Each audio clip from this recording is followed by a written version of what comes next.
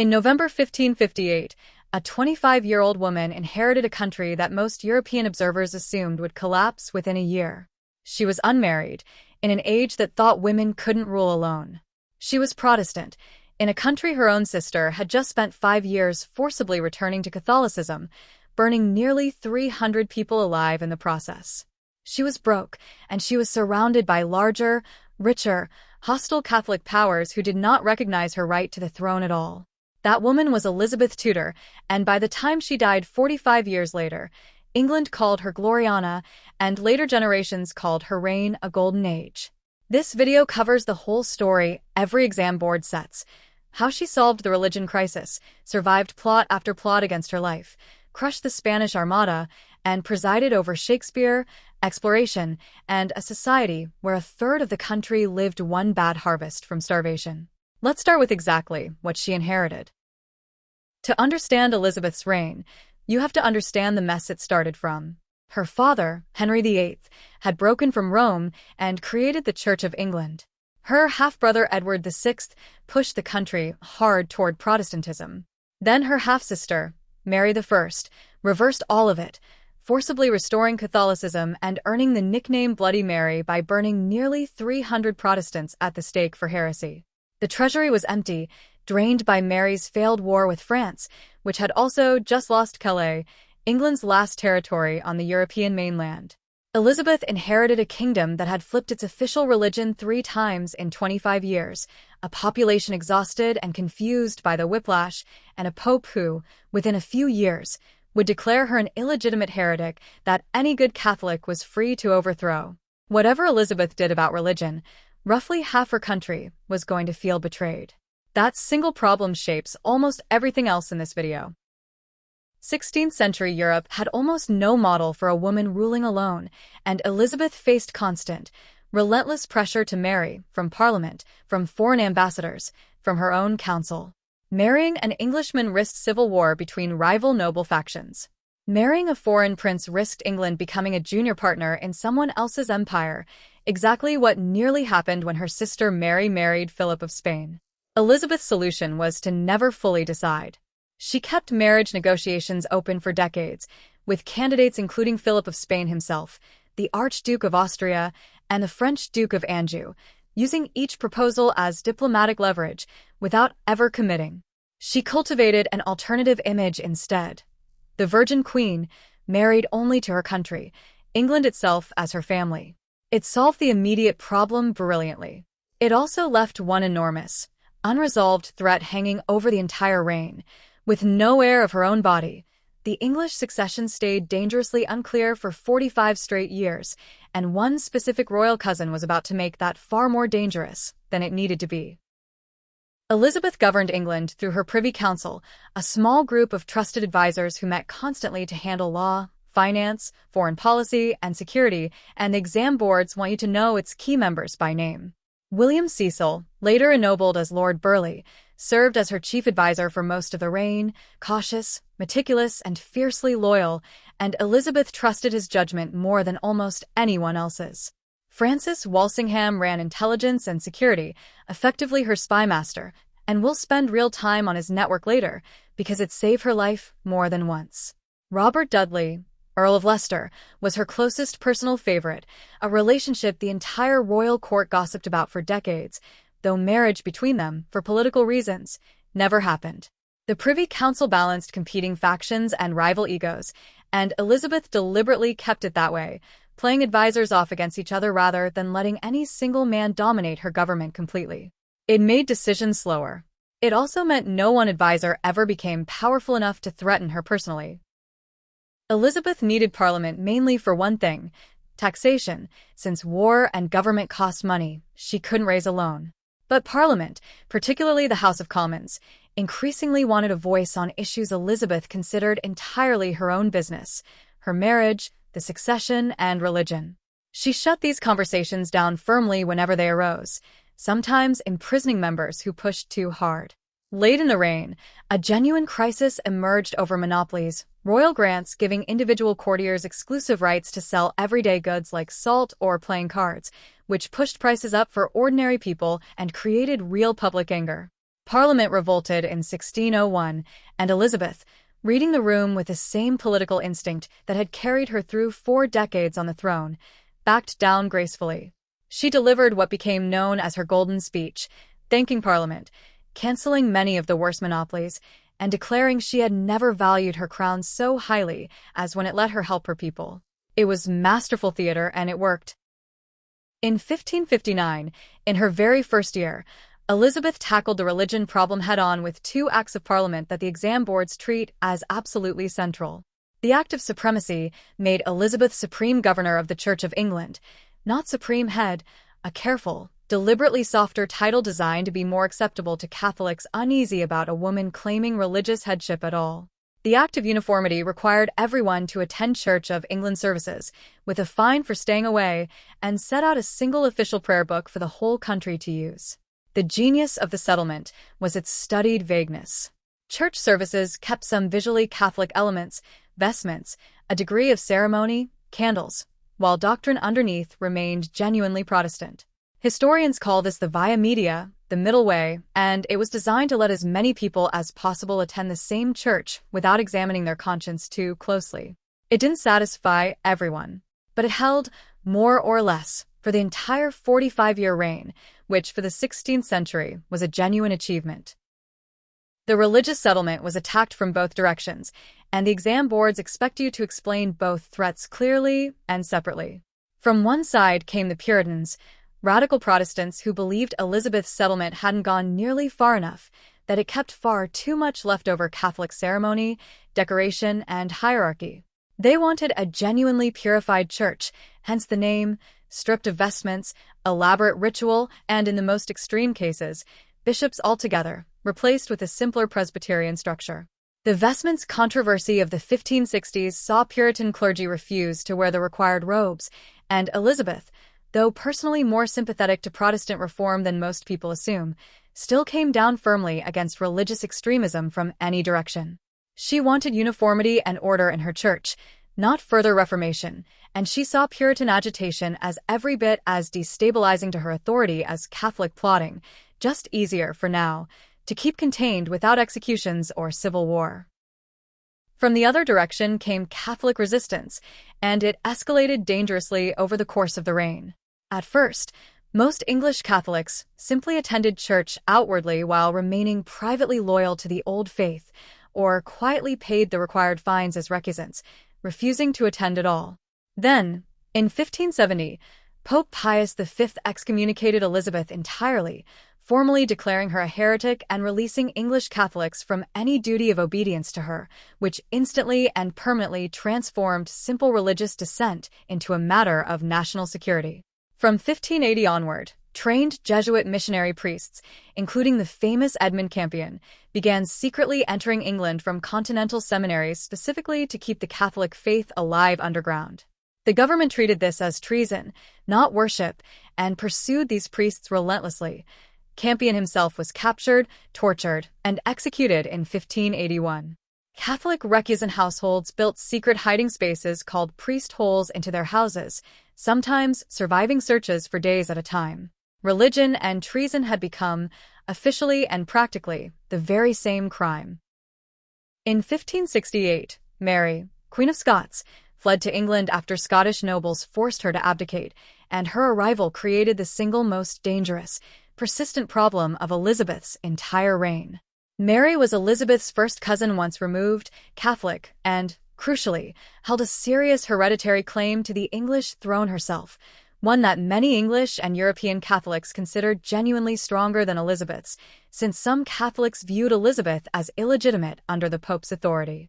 Elizabeth faced an impossible choice: send Mary back to Scotland, likely to her death, restore her by force at real cost, or keep her in England. Elizabeth chose the fourth, quietly ruinous option: comfortable captivity, moving Mary between a series of country houses for the next 19 years. It seemed like the safe, cautious choice at the time. In practice, it placed a magnetic focal point for every single Catholic plot against Elizabeth for the next 2 decades, directly inside English borders, permanently within reach of English conspirators and continental agents alike. Mary's presence in England produced its first real crisis within a year. In November 1569, two powerful Catholic northern nobles, the Earls of Northumberland and Westmoreland, raised a rebel force of around 6,000 men, restored Catholic Mass in Durham Cathedral, and marched south, aiming to free Mary, Queen of Scots, and force Elizabeth to restore Catholicism across England by force. The Northern Rebellion collapsed within weeks, its leadership fatally indecisive, its support far thinner outside the immediate region than the Earls had gambled on, and government forces overwhelming and well-organized in response. Elizabeth's punishment afterward was calculated and brutally severe. Roughly 600 ordinary rebels were executed across the north, the harshest judicial death toll of any English rebellion in the entire 16th century, a deliberate message to any noble tempted to try this again. The message was heard. No comparably large armed Catholic rising against Elizabeth ever happened again. From this point onward, the threats to her throne became quieter, more secretive, not open rebellion, but conspiracy, and Walsingham was about to make conspiracy incredibly difficult to hide. In 1571, the first major conspiracy in what became a genuine pattern emerged, the Ridolfi Plot, named for Roberto Ridolfi, an Italian banker acting as an agent for the Pope and King Philip of Spain. The plan was ambitious and frightening: assassinate Elizabeth, land a Spanish invasion force from the Netherlands, and place Mary, Queen of Scots, on the throne, married to an English Catholic nobleman, the Duke of Norfolk, to lend the new regime domestic legitimacy. William Cecil's intelligence network intercepted incriminating letters that traced the conspiracy directly back to Norfolk himself, and he was tried, convicted of treason, and executed in 1572, the first English nobleman Elizabeth ever sent to the block. Mary, remarkably, faced no direct punishment for her own clear involvement this time, protected by her royal status and Elizabeth's continuing reluctance to execute a fellow anointed monarch, however dangerous.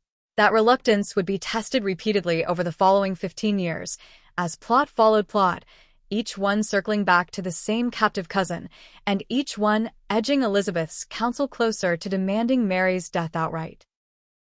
By 1583, Francis Walsingham's intelligence network had grown formidable, stretching agents across France, Spain, Italy, and the Low Countries, and it caught the next serious conspiracy before it could truly gather momentum.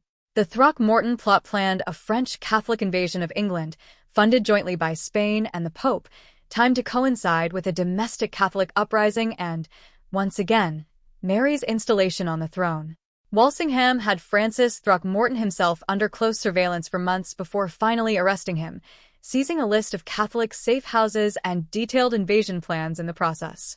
Throckmorton was tortured on the rack until he confessed fully and executed in 1584.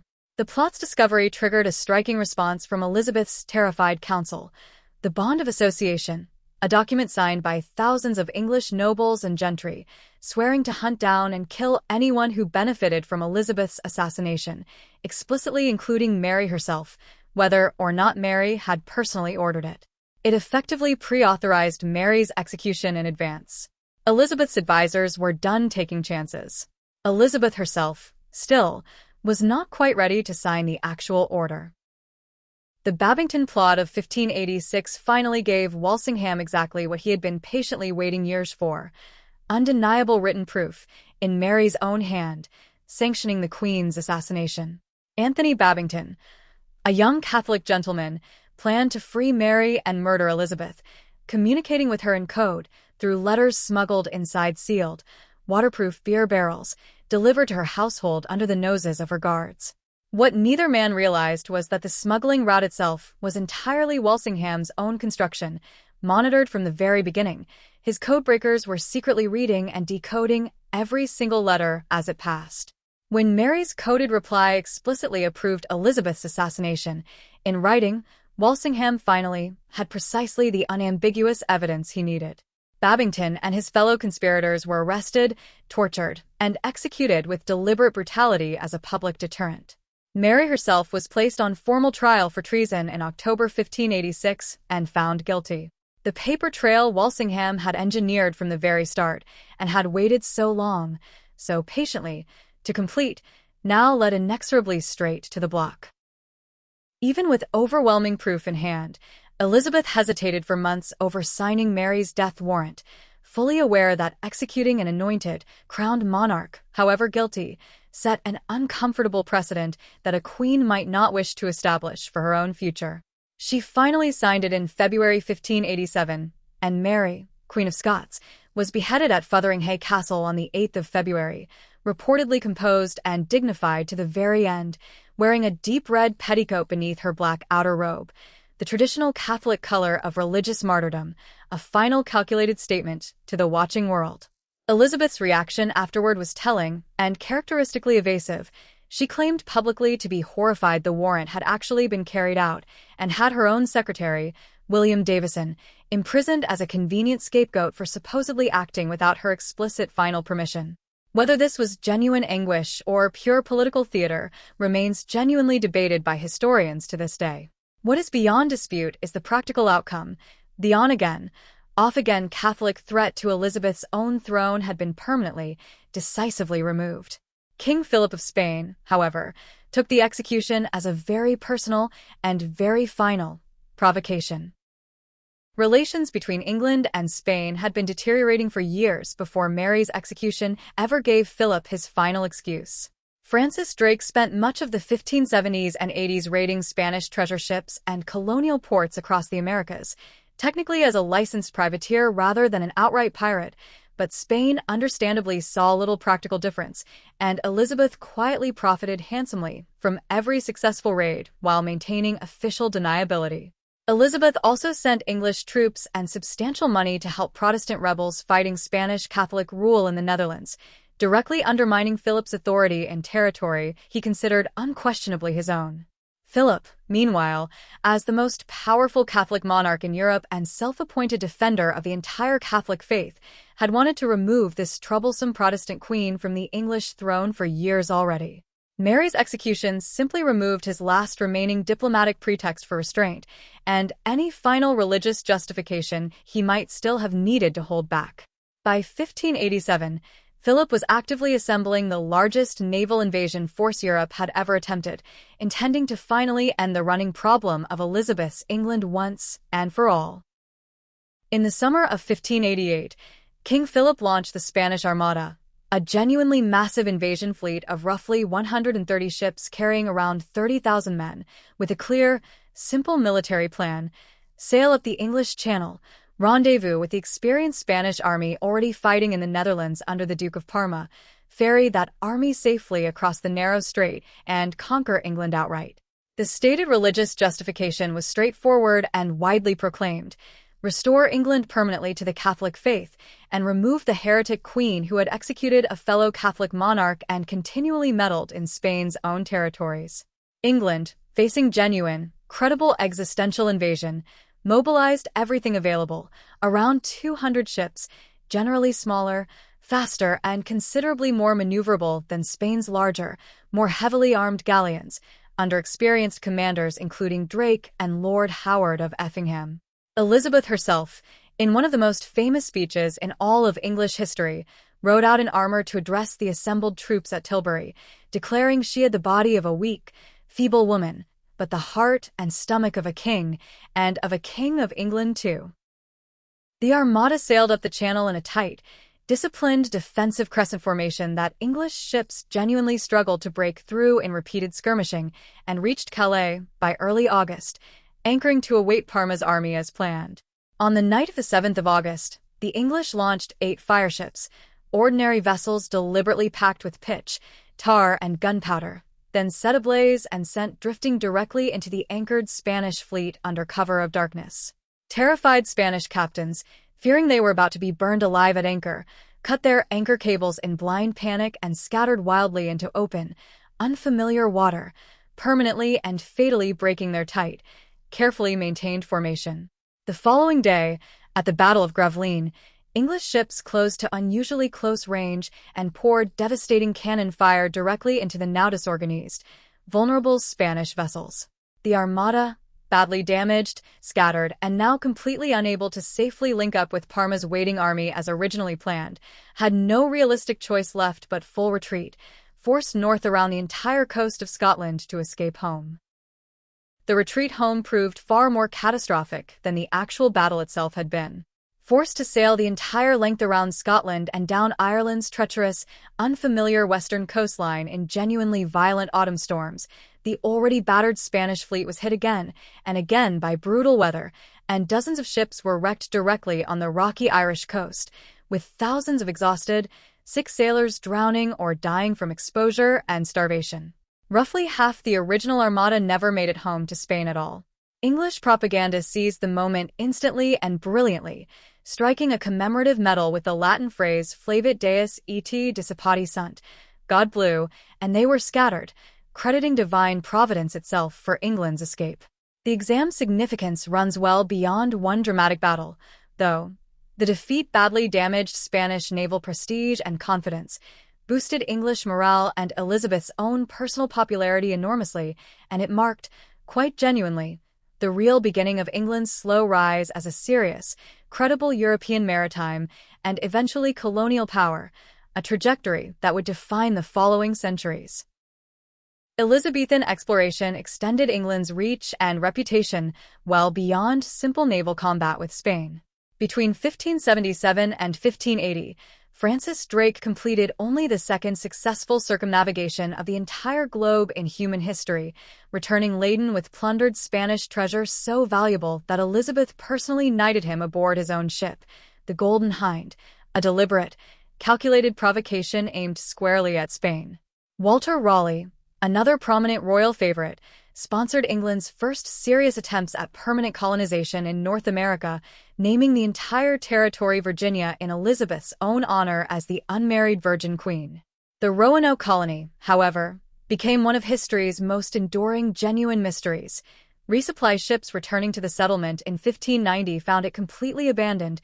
Every single colonist vanished without any trace, with only the single cryptic word Croton carved into a wooden post as any possible clue. Their fate remains unknown to this day. Colonization was expensive, dangerous, and at this early stage, still largely a failure. But Elizabethan explorers had planted an idea and a flag that England would return to build on for centuries afterward.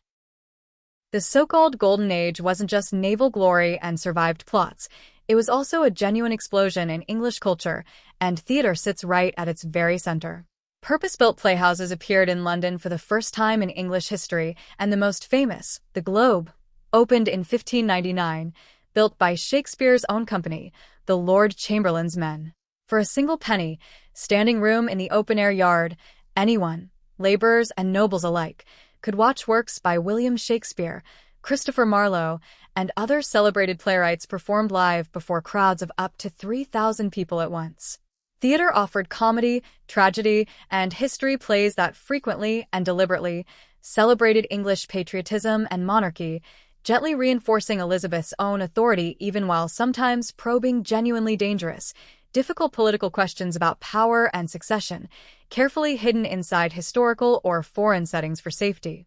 This mass, broadly shared cultural experience, crossing social class in ways remarkably few other Elizabethan institutions ever managed, is a central reason historians still debate seriously whether Golden Age is a fair description of the era or largely later Romantic invention. Here's the crucial exam qualification behind that word golden, and top answers make this distinction explicitly clear. Elizabethan society was rigidly, formally hierarchical, the nobility and gentry at the very top, enjoying genuine, visible prosperity, building magnificent new country houses specifically designed to display their wealth and status. Yeoman farmers and skilled tradesmen occupied a reasonably comfortable, growing middle tier beneath them.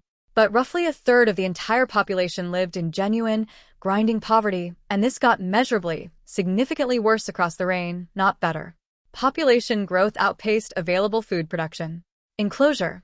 Wealthy landowners fencing off traditional shared common land for more profitable sheep farming displaced many rural laboring families entirely from the land they'd always depended on.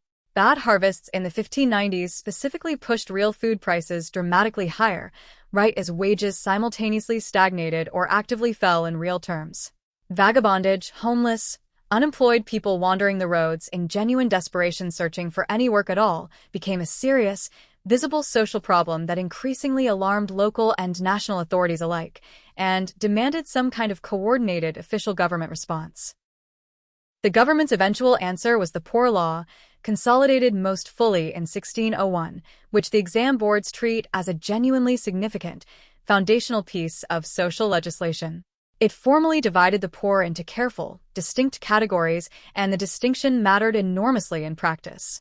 The deserving poor, the elderly, the disabled, orphan children, those simply unable to work through no fault of their own, would receive organized parish relief, funded through a new, compulsory local poor rate tax that every parish resident of sufficient means was now legally required to pay.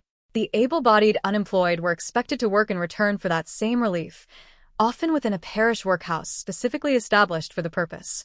And vagabonds, those judged capable of work but refusing it entirely, faced real, sometimes brutal legal punishment, whipping, branding, and repeated harsh treatment for repeat offenders. It represented one of Europe's very first genuinely national, compulsory, legally binding welfare systems, primitive and often harsh by any modern standard, certainly, but a real, structural, government-organized response nonetheless, and its basic framework would remarkably endure, essentially unchanged, for well over 2 full centuries afterward.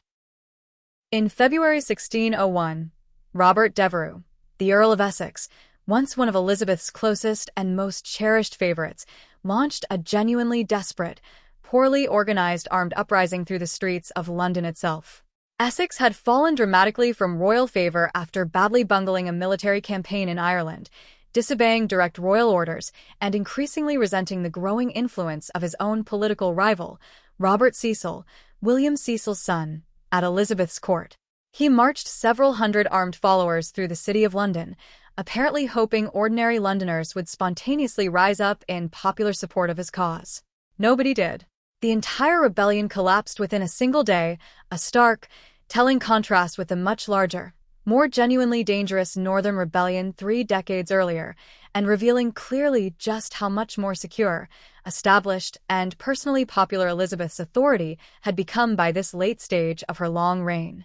Essex was tried for treason and executed within weeks. It was the very last serious armed threat Elizabeth would ever face, and, fittingly, the closest one to genuinely breaking her own heart personally. By the final years of her reign, Elizabeth was visibly aging and increasingly melancholic, worn down by decades of relentless plots, wars, and the recent, painful betrayal by Essex, a man she had genuinely loved almost like a son. She died on the 24th of March 1603, at Richmond Palace, having reigned for 45 remarkable years. And true to lifelong form, she left the one question everyone had asked her for decades unresolved right until the very end. Elizabeth never named an heir explicitly in writing, though reports afterwards suggested she had finally, verbally indicated James VI of Scotland, Mary, Queen of Scots' own son, shortly before her death. It is a genuinely striking historical irony worth sitting with. The throne ultimately passed, peacefully and without contested civil war, to the direct son of the very cousin Elizabeth had ordered executed 16 years earlier. James became James I of England, uniting the 2 long separate crowns of England and Scotland under a single monarch for the first time in history, and the Tudor dynasty, Elizabeth's own family line, ended with her. So was it genuinely a golden age? This is a real, substantial historians' debate, and working through both sides properly earns strong evaluation marks in the exam. The case for religious stability that actually held for 45 straight years in an age of brutal, near-constant European religious warfare elsewhere, naval victory over the most powerful empire on earth at that moment, a genuine, undeniable cultural explosion in theater, poetry, and music, the first real steps toward English overseas exploration and eventual empire. The case against roughly a third of the population lived in worsening, grinding poverty throughout.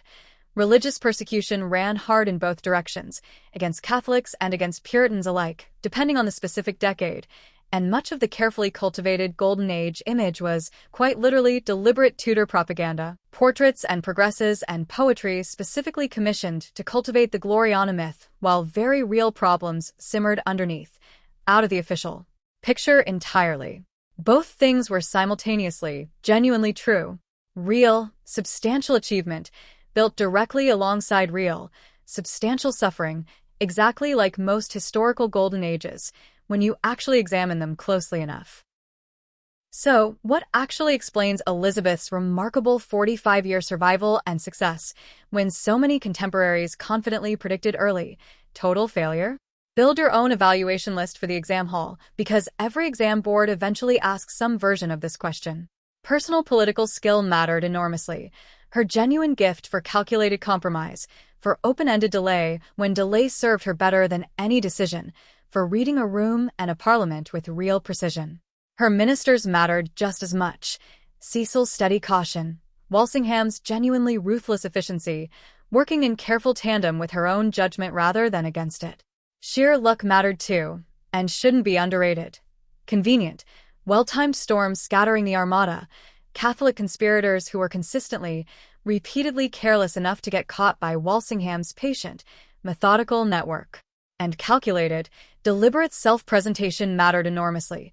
The Virgin Queen, Gloriana, the powerful cult of personality Elizabeth built and carefully maintained around herself for decades, right up to the very end. Skill, capable ministers, genuine luck, and brilliant propaganda. Remove any single one of those four factors, and this story plausibly ends very differently indeed. That is Elizabethan England, the whole 45-year arc every exam board expects you to know, an inherited religious mess solved by careful, deliberate compromise, a captive cousin who became the country's single greatest security threat, plot after plot broken by Walsingham's patient, methodical spy network, a Spanish invasion fleet scattered by fireships and then finished off by brutal weather, a genuine cultural explosion in theater and exploration happening right alongside worsening, grinding poverty for a third of the entire population, and a queen who never married, never fully named her heir, and somehow still managed to make all of it work, right up until her final breath. If you remember one single framework walking into that exam hall, remember this.